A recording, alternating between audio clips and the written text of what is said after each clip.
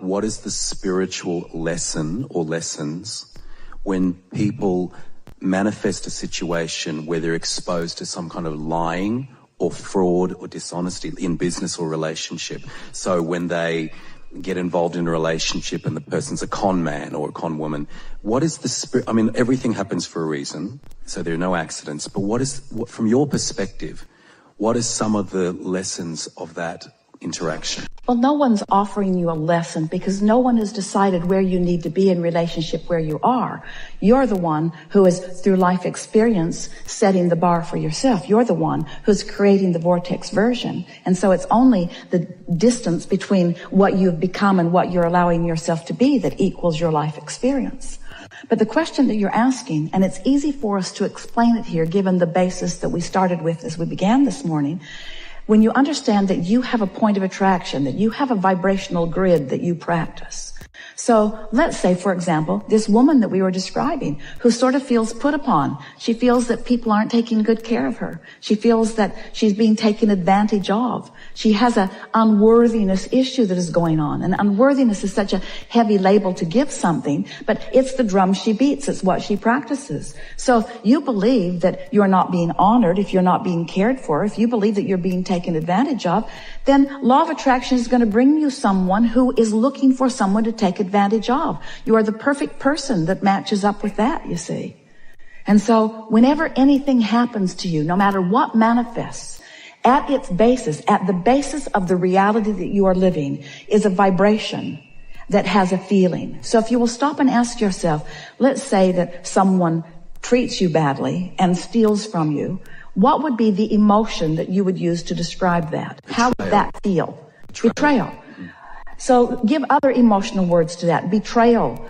Rage, resentment, wrong, being done. The betrayal was the deepest one, wasn't it? Betrayal meaning victim, meaning not acknowledged, meaning not revered, meaning not blessed, meaning not worthy, meaning unworthy. And so if you've got that sort of vibration going on, in other words, once it happens, you can stop and say, well, wait a minute. It didn't just happen to me. It happened to me for a reason. It happened to me for a vibrational reason. It didn't happen to me for a vibrational reason of something that happened 20 years ago or 10 years ago or yesterday. It happened to me for a reason that's still active in my vibration today. And if you will look, you will see plenty of evidence of that. If you will listen to the things you say are giving evidence to that all day, every day. When you begin to allow yourself some alignment that can come through 15 minutes of meditation, some alignment that comes from offering words of appreciation, of sort of ramping that up deliberately. When you pull into a place of business and you know that parking is at a premium and someone pulls out just as you pull in, note your worthiness. Note not your worthiness in the sense that you are being granted the parking place while the others are being denied it. Note your worthiness in the sense that your grid just filled in with something you wanted because you weren't doing something to block that. The inspiration of where you went, when you went, the way you turned. Now, many of you think, well, that's just so much of a coincidence or something that is so unimportant. But we say, practice those things. Notice those things. When you take the time to identify something wanted and you realize that you're not holding a steady vibration about it because you know what you don't want and you know what you do want and you really know what you do want, but you really know what you don't want. You want it, but you don't have it, and you want it, but you don't have it, and they don't have it either. But so you know where your vibration is. You know you're sort of all over the place. And then you deliberately start thinking more about what you want and feeling better about it. You start practicing it and you notice the difference in the way you feel. Other people around you will begin to notice it too. And then something happens. Something will happen. Something will be realized by you that is different than it usually has been. And if you, and only if you, have been deliberately aware of what you were doing vibrationally, and if you have deliberately been shifting your vibration to feeling a little better and feeling a little better, when that manifestation happens, your sense of worthiness is going to go off the charts. You're going to, for a moment, know that you have accomplished your relationship with you. You see, you're never being deprived. There is no one ever withholding good stuff from you. You're the only one who is withholding it. So you're the only one who can render yourself unworthy. You're the only one who can render yourself unlucky. We know it feels to you like others are doing things to you because action is coming at you. Your grid's filling in. Oh, your grid's filling in. And when your grid fills in with stuff you don't want, it feels like other people are doing it to you. And I wouldn't do this to me because I wouldn't want that to come to me. But your grid is filling in every time with what you're inviting by your practiced vibration. So when you get that, when you discover that, and the only way, we're never encouraging you to walk around noticing the negative emotions that you're feeling and trying to change them, because that's trying to defy law of attraction. When you say, I'm not going to think about that anymore, I'm not going to think about that thing that I'm thinking about, because when I think about that thing that I'm thinking about, then I'm thinking about something I shouldn't be thinking about, and I'm not going to think about that thing that I'm thinking about. You're thinking about that thing that you don't want to think about. And law of attraction is making it a whole lot easier to keep thinking about that thing you don't want to think about, because now evidence about that thing you don't want to think about is coming. Now you're really thinking about it. Now you're talking about it. Now you're blogging about it. Now there's a momentum in everything that you're giving your attention to. So you have to decide that you're going to break the momentum, not by stopping thinking about that, but by beginning thinking about that. And you can't think too far away from that, because that has enough momentum that it's drawing you to that. So you can't not think about that and start thinking about that. There's too much of a spread. You have to gently, if a train is going 100 miles an hour that way and you want it to go 100 miles an hour that way, you don't want it to happen suddenly. It would be hard on its contents. You know that the momentum will slow, and then you can begin again. And so that really is what changing the direction of your thought is about. It's about slowing the momentum that isn't serving you and then beginning the momentum that does serve you. Right. That's why getting into those general statements helps you the most. So slowly forgiving over time a situation of fraudulence and not trying to do it overnight, but just going, that happened for a reason. I invited it. It's teaching me how to go for what I do want, and doing it gradually. That's what we would do. We would welcome every negative emotion that we feel, because without negative emotion, you would not know positive emotion. Without knowing what you don't want, you could not know what you do want. And it is all part of the process. This deliberate creating thing is really a wonderful thing. You've all come wanting to mold the clay, and the clay in this case is the energy of your mind, you see.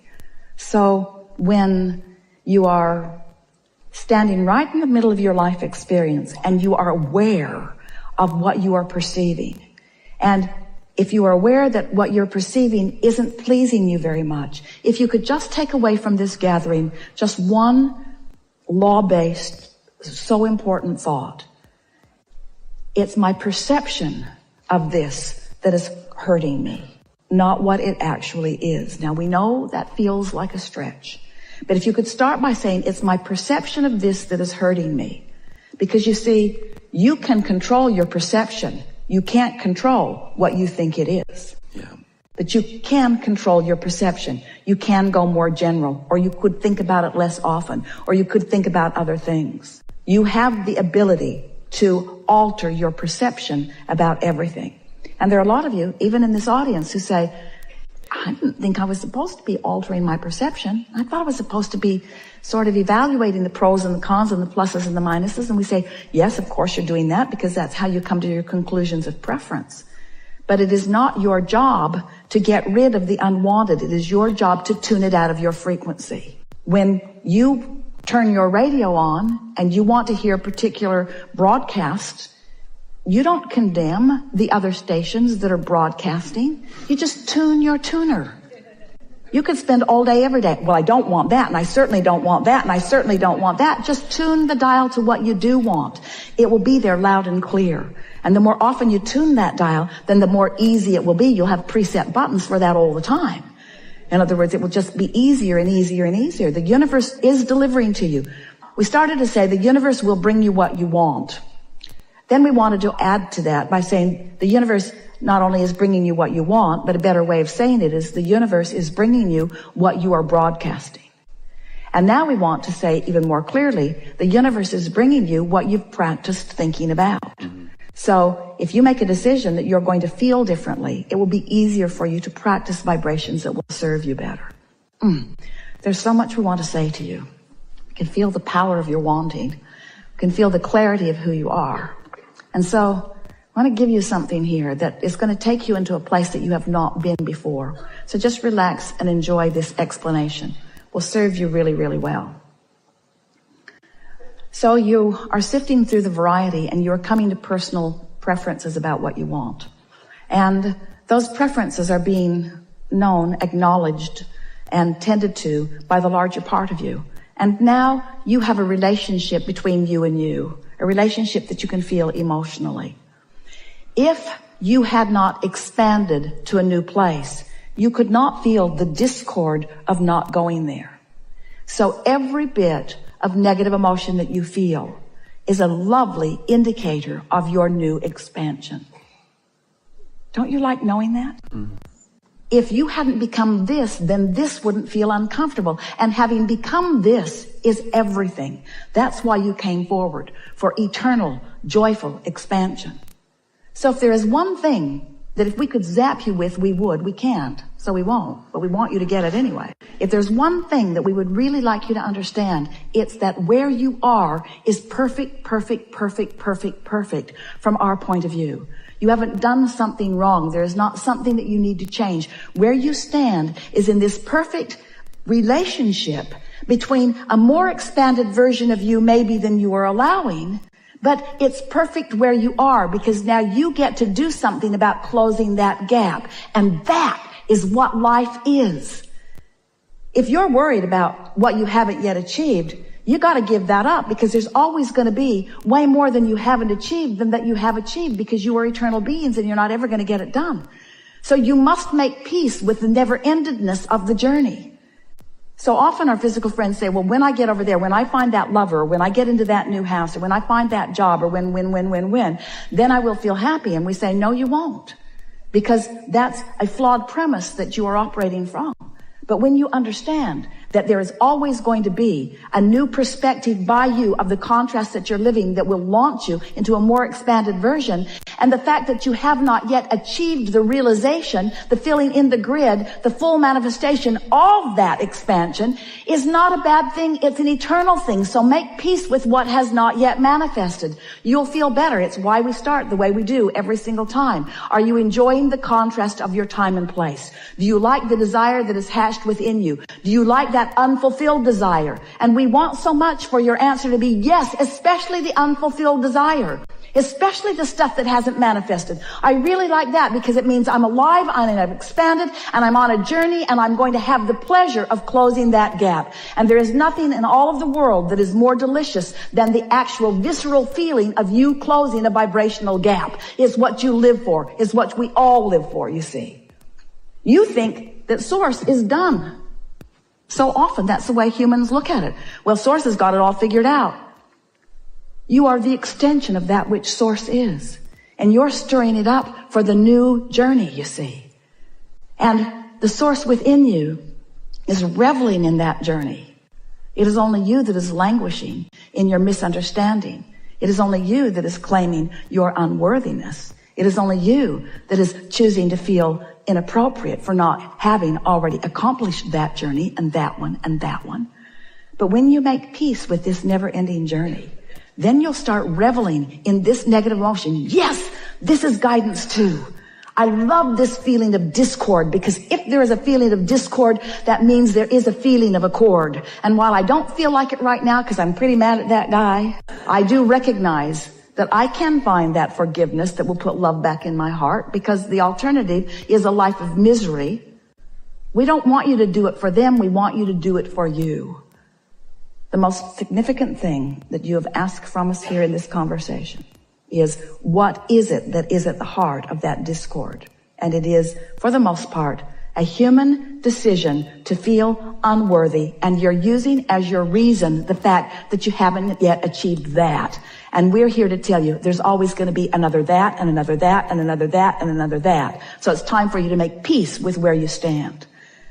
And when you do, where you stand is going to look way better than it did right before you did, when you make peace with it. And then the energy will start moving and you'll start having fun on that never